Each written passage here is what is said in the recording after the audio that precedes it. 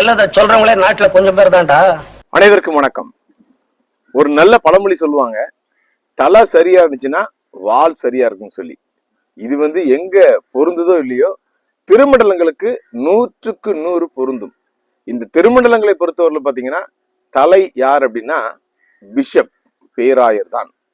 அந்த பேராயர் பாத்தீங்கன்னா சிறந்த மனிதராக இருந்தால், தன்னலமற்றவராக, தனக்கு கொடுக்கப்பட்ட ஊழியத்தை உணர்ந்தவராக செயல்பட்டால் நிச்சயமாக அந்த திருமண்டலமானது எல்லா திருமண்டலங்களுக்கும் எடுத்துக்காட்டாகவையும், அங்கிருக்கின்ற அனைத்து திருச்சபைகளும் சிறப்பாக இருக்கும். ஆயர்களும் பாத்தீங்கன்னா சிறப்பாக இருப்பாங்க. ஆயர்கள் சிறப்பாக இருந்தா அனைத்து சேகரங்களும் அங்கிருக்கின்ற மக்களும் சிறப்பானவர்களாக, அதுபோல ஆன்மீகமும் தழைத்தோங்கினதாக இருக்கும். இப்படி ஒரு திருமண்டலம், திருச்சபைகள் வர வேண்டும் என்பதுதான் எங்களை போன்றவர்களுடைய நீண்ட கால கனவு.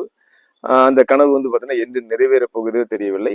ஆனாலும் நமது கண்கள் முன்னால் அவ்வப்போது திருமண்டலத்தின் பேராயர்கள் சிறப்பானவர்களாக தங்களை நிரூபித்துக் கொண்டிருக்கிறார்கள். அப்படி ஒரு நிகழ்வு தான் கடந்த ஞாயிற்றுக்கிழமை தூத்துக்குடி ஆசிரியர் திருமண்டலம் வெள்ளாளன் விலை என்ற சேகரத்தில் நிகழ்ந்தது. வெள்ளாளன் விலை சேகரம் பாத்தீங்கன்னா என்னுடைய சொந்த திருச்சபை, பேராயர் அசரியா பிறந்த புனிதமண். அந்த புனிதமண்ல கடந்த ஞாயிற்றுக்கிழமை பாத்தீங்கன்னா அறுப்பின் பண்டிகை கொண்டாடப்பட்டது. அந்த பண்டிகைக்கு பாத்தீங்கன்னா தூத்துக்குடி ஆசிரியர் திருமண்டலத்தின் தற்போதைய கமிஷரி மற்றும் கன்னியாகுமரி பேராயரத்தின் பேராயர் ரைட் ரெவரண்ட் கிறிஸ்டோபர் விஜயன் அவர்கள் வந்திருந்தாங்க. எப்படி வந்திருந்தாங்கன்னா, ரொம்ப சிம்பிளாவும் அதே சமயத்துல ரொம்ப ஹம்பிளாவும் வந்திருந்தாங்க. பொதுவாக இந்த பேராயர்கள், குறிப்பாக கமிஷரியா இருக்கவங்க அங்க வரும் பொழுது அங்க நிர்வாகத்துல இருக்கவங்க என்ன பண்ணுவாங்க, அப்படி காக்கா கூட்டம் போல என்ன பண்ணுவாங்க, அப்படி சுத்தி சுத்தி வருவாங்க, கார்கள்ல பவனி வருவாங்க. ஆனால் எந்த விதமான பந்தாக்களுக்கும் இடம் கொடுக்காமல், குறிப்பாக பாத்தீங்கன்னா நிர்வாகத்தில் இருக்கிற லே மக்கள் யாரும் பார்க்காத அளவுக்கு அவர் மட்டும் ஆராதனை நடத்திவிட்டு, பேராயர் அசரியா அவர்கள் நினைவுல பாத்தீங்கன்னா ஒரு கட்டடம் கட்டுறாங்க. சோ அதற்கும் அடிக்கல் நாட்டி விட்டு சென்றிருக்கிறார். அந்த நிகழ்வின் போதும் பாத்தீங்கன்னா எப்பொழுதும் நான் சொல்லுகின்ற ஒரு காரியம், ஆலயத்துக்குள் ஆண்டவருக்கு மட்டும்தான் மரியாதை, அவருக்கு மட்டும்தான் மகிமை என்று தொடர்ந்து சொல்லி வருகிறோம். அதை தூத்துக்குடி ஆசிரியர் திருமண்டலத்துல நிறைய திருச்சபைகள் பாத்தீங்கன்னா இப்பொழுது அதை ஃபாலோ பண்றாங்க. ஸோ அதுல பாத்தீங்கன்னா வெள்ளாளவிலை சபையும் பாத்தீங்கன்னா ரொம்ப ஸ்ட்ரிக்டா இருக்காங்க. எனவே அது ஆயர் என்றாலும் சரி, பேராயர் என்றாலும் சரி, அது போல பாத்தீங்கன்னா மாடரேட் இருந்தாலும் சரி, ஆலயத்திற்கு வெளியில் வைத்து ஒரு சிறப்பான வரவேற்பு கொடுத்து ஐயா என்ன பண்ணாங்க, கௌரவம் படுத்தினார்கள். அதற்கு பிறகு பாத்தீங்கன்னா அந்த நிகழ்வுல பொருட்கள் ஏலம் விடப்பட்டது. அதுவும் பாத்தீங்கன்னா ஆலயத்தின் மண்டபத்துல வச்சுதான் என்ன பண்ணிருக்காங்க, ஏலம் விட்டுருக்காங்க. ஸோ அதுவும் பாத்தீங்கன்னா வரவேற்கத்தக்கது. மற்ற சபைகளுக்கும் பாத்தீங்கன்னா ஒரு எடுத்துக்காட்டாக வெள்ளாளன் விலை திருச்சபை விளங்குகிறது. பாத்தீங்கன்னா மனதுக்கு மகிழ்ச்சியை கொடுக்கிறது, பெருமை அடை செய்கிறது. எனவே வெள்ளாளன் விலை திருச்சபையின் ஆயர், உபதேசியார் மற்றும் அங்கு இருக்கின்ற நிர்வாகத்தினருக்கும் மீண்டுமாக நமது வலைதளம் சார்பாக மனமார்ந்த வாழ்த்துக்களையும் நன்றியும் தெரிவித்துக் கொள்கிறோம். தொடரட்டும். வெள்ளாளன் விலை மண்ணில் பிறந்த பேராயர் அசரியா மூலமாக பாத்தீங்கன்னா எப்படி இந்தியா முழுமைக்கும் சுவிசேஷம் சென்றதோ, அது போல பாத்தீங்கன்னா வருங்காலங்களிலும் இது போன்ற சிறப்பான சம்பவங்கள் அனைத்து திருச்சபைகளுக்கும் எடுத்துக்காட்டாக விளங்கும் என்பதில் எந்த விதமான ஐயமும் இல்லை. தற்பொழுது பாத்தீங்கன்னா தூத்துக்குடி ஆசிரியர் திருமண்டலத்துல பேராயர் தேர்வுக்கான அனைத்து நிகழ்வுகளும் நடந்து கொண்டிருக்கிறது. நாளைய தினம் பாத்தீங்கன்னா அந்த பேராயர் வேட்புமனு தாக்கல் நாள். சோ அந்த நாள்ல பாத்தீங்கன்னா மொத்தம் எத்தனை ஆயர்கள் பார்த்தோன்னா பேராயர் தேர்தலில் போட்டியிடுவதற்கு விண்ணப்பம் கொடுக்க போகிறார் என்று தெரியவில்லை. ஆனாலும் தற்போதைய நிலவரப்படி பாத்தீங்கன்னா அணிகள் இல்லாமல் ஆண்டவரை சார்ந்து நிற்கின்றவர்களில் பாத்தீங்கன்னா தற்போது கட்டாரிமங்கலத்தில் குருவானவராக இருக்கின்ற ஐயா மனோகர் அவர்கள் பாத்தீங்கன்னா முன்னணியில் இருக்கிறார்கள். தான் பேராயர் தேர்தலில் களம் காண்பதாக அறிவித்து சிறப்பாக பார்த்தோன்னா அனைத்து திருமண்டல பெருமன்ற உறுப்பினர்கள் மற்றும் ஆயர்களை சென்று சந்தித்துக் கொண்டிருக்கிறார்கள். செல்லும் இடமெல்லாம் சிறப்பான வரவேற்பு ஐயாக்கு இருக்கிறது. காரணம் என்னவென்றால், இதற்கு முன்பு இருந்த 2 பேராயர்கள் பார்த்தோன்னா அந்த அணிகள் சார்ந்தவர்களாக வந்தனால் அவர்கள் இந்த திருமண்டலத்திலே அவருடைய முழுமையான நாட்களை, முழுமையான பேராயர் நாட்களை முடிக்காமல் போனதனால் இது அனைவருக்கும் தெரியும் என்பதால் இந்த தடவை பாத்தீங்கன்னா ஒரு இண்டிபெண்டான ஒரு ஆயரை தான் தெரிவு செய்ய வேண்டும் என்று அவர்கள் மனதில் நினைத்து விட்டார்கள் என்று நானும் கேள்விப்பட்டு வருகிறேன். இந்த பேராயர் தேர்தலில் பாத்தீங்கன்னா மிக சிறப்பாக அனைத்து உள்ளங்களிலும் இல்லங்களிலும் சேர்ந்து விட்டார். எனவே நிச்சயமாக அவர் பாத்தீங்கன்னா பேராயராக இந்த திருமண்டலத்துக்கு கிடைத்தால் நிச்சயமாக எல்லா திருமண்டலங்களுக்கும் மேலாக பெயர் பெறுகின்ற ஒரு திருமண்டலமாக தூத்துக்குடி ஆசிரியர் திருமண்டலம் மாறும் என்பதில் எந்த விதமான ஐயமும் இல்லை. அதே சமயத்தில் வந்து பாத்தீங்கன்னா அணிகள் சார்பாக நிற்கிறதுலயும் 4 பேர் ஏற்கனவே வந்து அறிவித்து வந்து விட்டார்கள். அதுல வந்து பாத்தீங்கன்னா 2 பேர் வந்து பாத்தீங்கன்னா முற்றிலும் தகுதியற்றவர்கள் என்று நாம் தொடர்ந்து வந்து வலைதளம் மூலமாக விமர்சனம் செய்து கொண்டிருக்கிறோம். நாமும் வந்து பாத்தீங்கன்னா வெளியிலிருந்து வருகின்ற அதிகாரப்பூர்வமான தகவலை மட்டுமே வெளியிட்டுக் கொண்டிருக்கிறோம்.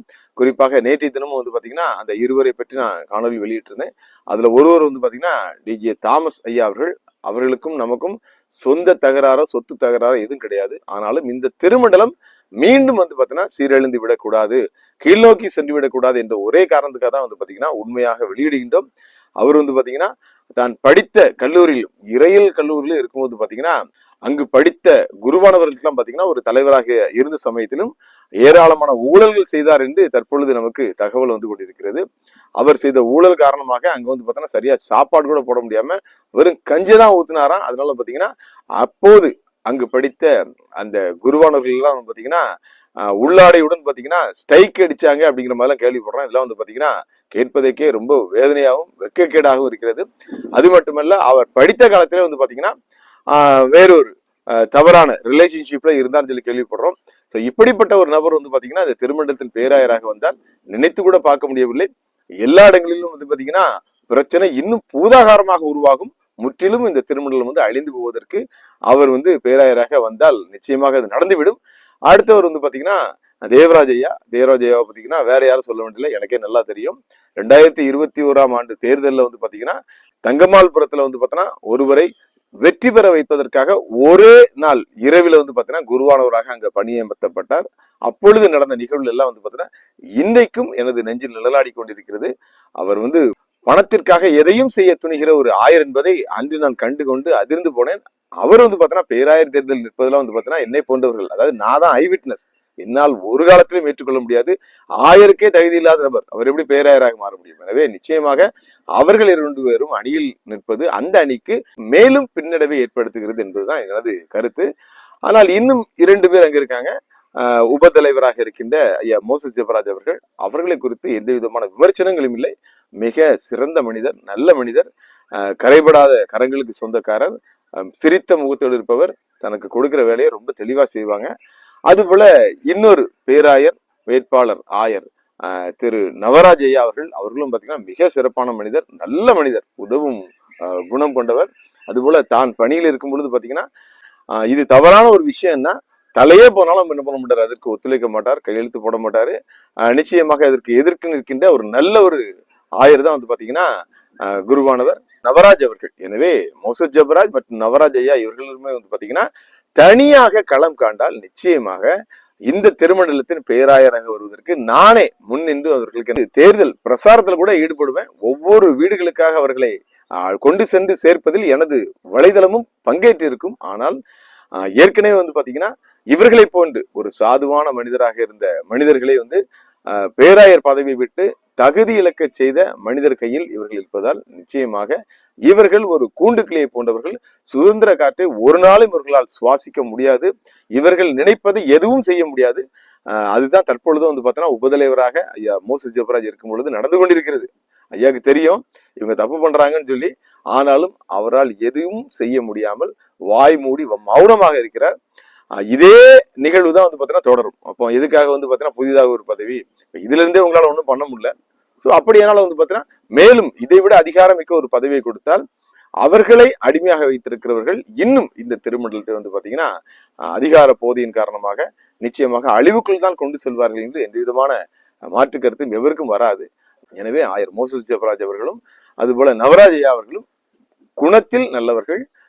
ஆனால் அவர்கள் தேர்ந்தெடுக்க நிற்கின்ற அணி வந்து பாத்தீங்கன்னா நிச்சயமாக இந்த திருமண்டலத்துக்கு அழிவை கொண்டு வரும் என்பதால் அவர்களுக்கும் நம்மால் ஆதரவு கொடுக்க முடியாது என்பதை வருத்தத்தோடு தெரிவித்துக் கொள்கிறேன். எனவே எந்த விதமான அழுத்தமும் இல்லாமல், எந்த விதமான அடிமைத்தனமும் இல்லாமல் சுதந்திரவாளியாக இருக்கின்ற ஐயா மனோகர் அவர்களுக்கு வந்து பாத்தீங்கன்னா நிச்சயமாக மகிமையான ஒரு ஆதரவு எழுந்து கொண்டிருக்கிறது என்பதுதான் மறுக்க முடியாத உண்மை. இதை தாண்டி இன்னமும் வந்து பாத்தீங்கன்னா சில ஆயர்கள் தனியாக வருவதற்கு வாய்ப்பு இருக்கிறது என்றே நான் கேள்விப்படுகிறேன். எனவே நாளைய தினம் வந்து பாத்தீங்கன்னா இந்த திருமண்டலத்தை திறம்பட நடத்தி செல்ல போகின்ற பேராயர்களை தேர்வு செய்கின்ற வேட்புமனுக்கான நாள். எனவே இப்பவும் சொல்றேன், அணிகள் சார்பாக இருக்கவர்கள் நமக்கு வேண்டாம். அது எந்த அணி என்றாலும் சரிதான். டிஎஸ்எஃப் அணி சார்பாக வந்து பார்த்தோன்னா பேராயர் வேட்பாளர்களாக ஆயர்களை நிறுத்துகிறார்களா என்று இதுவரைக்கும் தெரியவில்லை. என்னை பொறுத்தவர்கள் அவர்கள் பேராயர் வேட்பாளர்களை நிறுத்தினால் நிச்சயமாக அவர்களுக்கு மிகுந்த பின்னடைவை தான் கொண்டு வரும். எனவே இந்த தேர்தலில் வந்து பார்த்தோன்னா அவர்கள் வந்து அணிகள் சார்பில்லாதல் போட்டியிடுகின்ற ஆயர்களுக்கு அவர்கள் ஆதரவு கொடுப்பார்கள் என்றால் நிச்சயமாக அவர்களுடைய நியாயம் எடுபடுவதற்கு இங்கு ஏற்றதாக அமையும். திருச்சபை மக்கள் வந்து பார்த்தோன்னா எதிர்பார்த்து ஜெபத்தோடு காத்திருங்கள். இந்த திருமண்டலம் இன்னும் வீழ்ச்சிக்கு போகாமல் எழுச்சியை நோக்கி செல்ல வேண்டும் என்றால் நான் சொன்னது போல ஒரு நல்ல இறைவன் அருளை பெற்ற அணிகள் சார்பின்றி போட்டியிடுகின்ற ஒரு ஆயரை நாம் தேர்வு செய்ய வேண்டும். அதற்காக திருச்சபை மக்களே, திருமண்டல பெருமன்ற மக்களே, திருச்சபை ஆயர்களே, நீங்கள் தற்பொழுதே திரண்டு நில்லுங்கள் ஒரே அணியில். இது பதவி அல்ல, பொறுப்பு அல்ல, இது ஊழியம் என்பதை உணர்ந்து செயல்படுகின்ற ஒரு ஆயர் நமக்கு பேராயராக வேண்டும். அனைவருக்கும் நன்றி. சொல்றவன் சொந்த வாழ்க்கைய பத்தி எல்லாம் கிளறி பார்க்காதே. அவன் சொல்றதுல அறிவுக்கு பொருத்தமா இருந்தா நடங்க.